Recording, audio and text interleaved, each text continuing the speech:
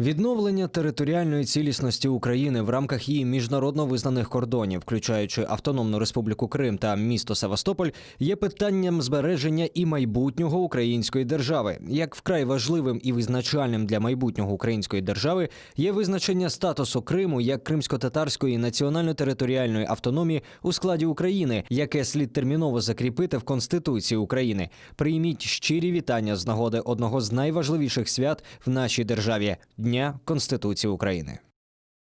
Считаете ли вы важным внесение изменений в Конституцию Украины о крымско-татарской национальной территориальной автономии для Украины?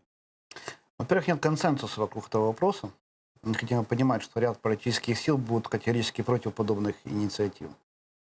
И логика будет такая, что, создавая национально-территориальную автономию, мы рискуем продолжить это движение дальше, не только ограничиваться Крымом, но говорить об автономиях в Буджаке, в Бессарабии, или автономии венгерской на Закарпатье.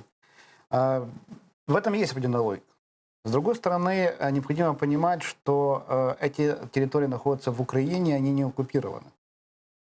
Нет фактически выдавливания людей в добровольную миграцию, как это есть в Крыму. То есть людей выталкивают из Крыма, люди вынуждены уезжать оттуда.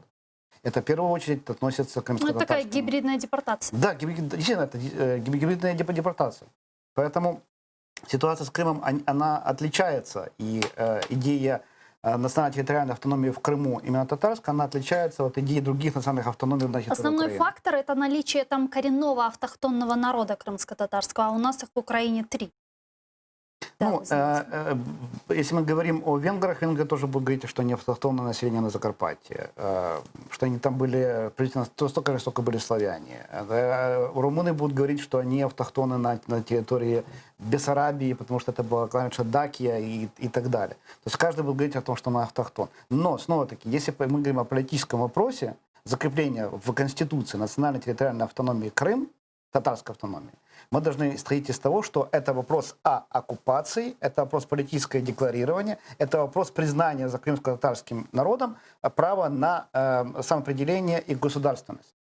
И Украина могла бы пойти на это. В составе Украины, конечно, исключительно в составе конечно. Украины. И Украина могла бы пойти на подобные инициативы.